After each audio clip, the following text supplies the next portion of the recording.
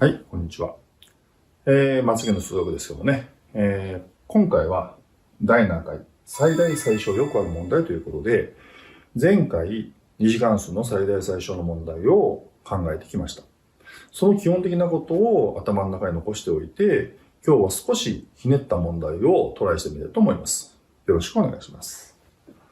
問題です。A は定数とする。これ数学でよくあるんですね。アルファベットじゃないか、文字じゃないか、というんですけども、文字ではあるんですが、定数扱い、数字扱いをするということです。我々ではよく文字定数というんです。関数 y イコール x 以上マイナス 2x プラス a、ただし x の範囲が0から2、この時の最小値を求めようと。最小値簡単じゃん。前回でもやりましたよ。ね。平方完成して、上に凸だったら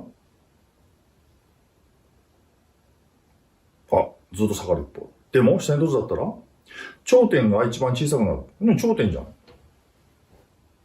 じゃあ、まず平方完成してみましょうか。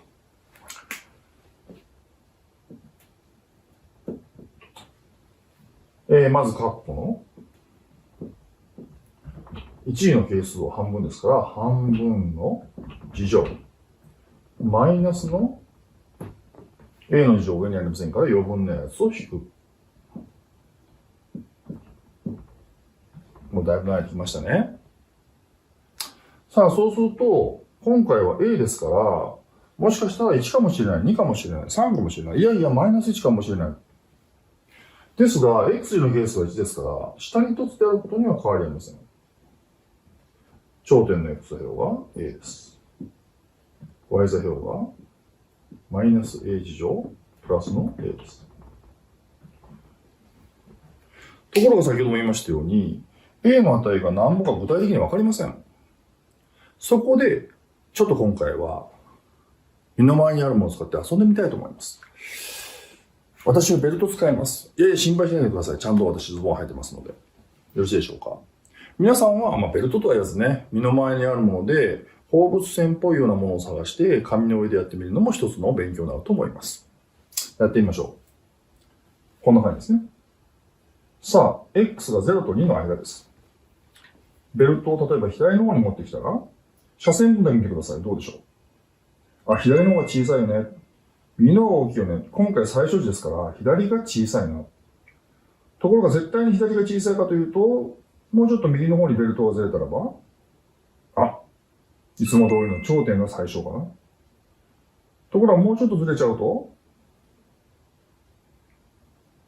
右が最小かな。このように変化していくことがわかると思います。実際このホワイトボードに書いてみましょう。一番最初の状態。これでしたかね。こんな感じ。2番目はこんな感じ。そして3つ目が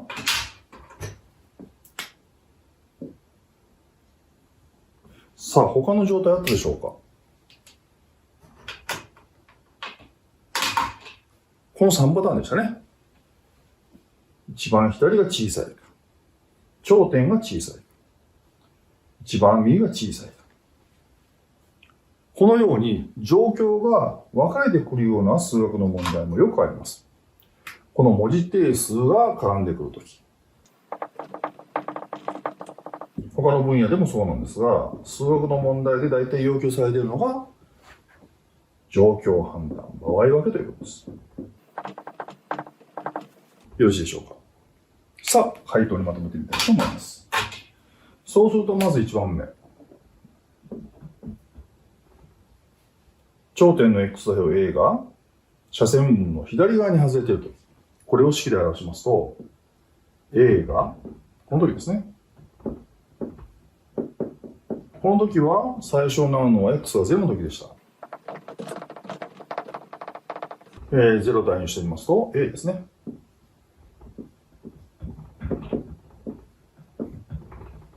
ところが常に x が0の時最小になるかというと、真ん中の赤い状態の時、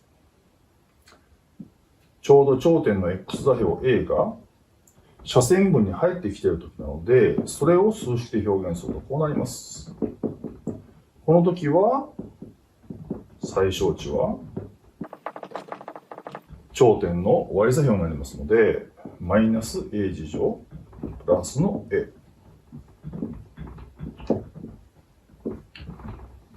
こうなります。またありましたね。オレンジのように右側に外れちゃってる場合。この時は、最初になるのは x が2の時でした。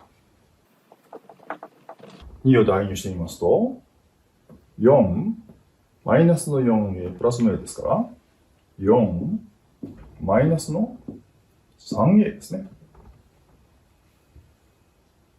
よろしいでしょうか。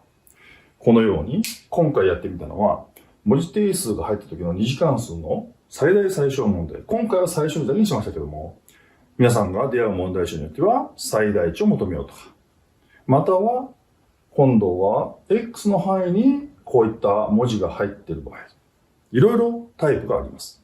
ですが、基本的な考え方は、今日お話をしたグラフを書いて、そして少しお遊び感覚を踏まえて、状況判断がしっかりできるようになりましょうということです。よろしいでしょうか。では今日はこれで終わります。ありがとうございました。